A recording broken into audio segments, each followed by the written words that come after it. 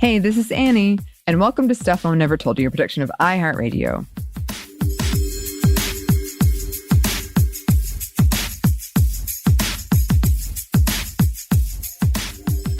And yes, I am solo today.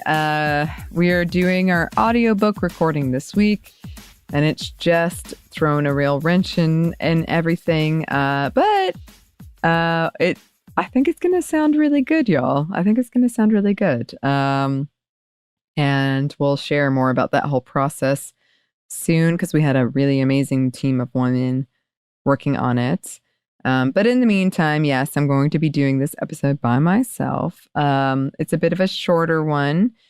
And content warning, we are talking about a very, very brief history of kind of LGBTQ, just as like an acronym.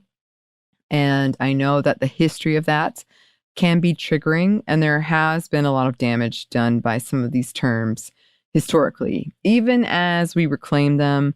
And also, we're going to make this point more at the end, or I'm going to make this point more at the end. Not all of this is agreed upon and continues to evolve. So just a note on that. And also just another note, this is a very Eurocentric / Western history of these terms, and it is missing a lot. So we'll talk about that a little bit more at the end as well. So, all right. Activist first adopted LGB in the 1990s. Of these words, lesbian came first.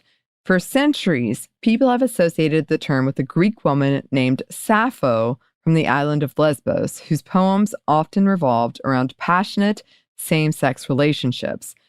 The first known instance of the term goes back to the 17th century, but in our more modern understanding usage, it first came into use after being used in medical texts in the 1890s around sexuality and psychology. Women adopted the term and secretly used it to describe themselves. A 19th century German lawyer named Karl Heinrich Ulrichs is believed to have been a gay man and to have been the first to coin homosexuality, or at least partly, if not the exact word. So in 1862, he wrote, "We Urnings constitute a special class of human gender. We are our own gender, a third sex." Urnings here was the word he used to describe men attracted to other men.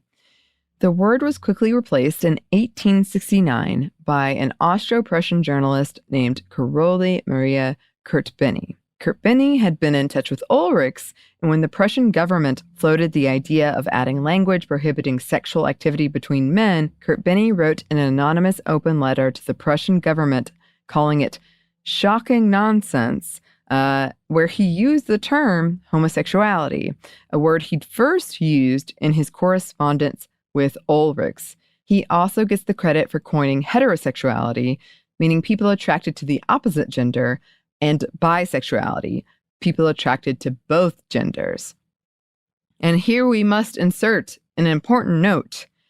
As we as a society have come to realize that sexuality and gender are spectrums, bisexuality has expanded in definition to mean someone attracted to any gender identity, not just men or women.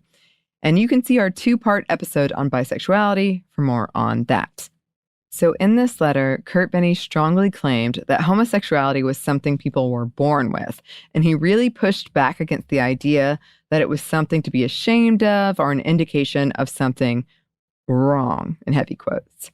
Eventually, those in the medical field, especially psychologists, started using these terms, as did early gay rights groups.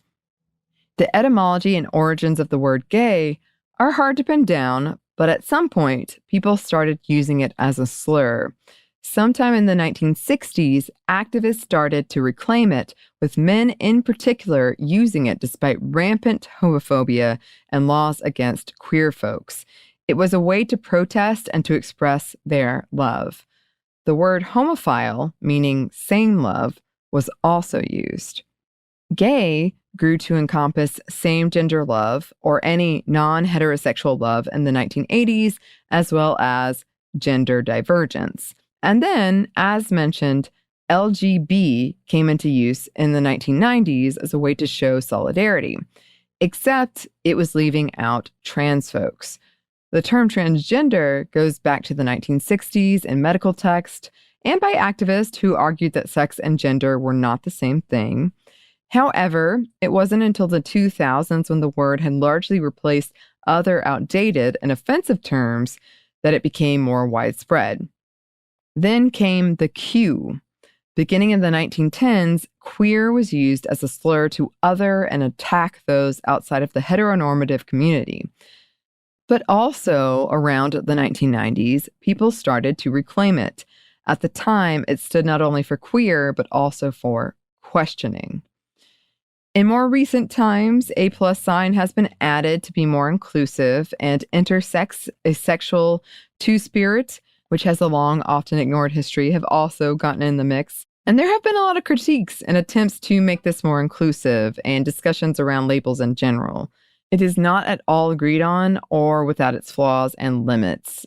A lot of people argue that there's too many labels and we can't put them in an acronym, or that things are always changing and this doesn't encompass everything and everyone and every identity.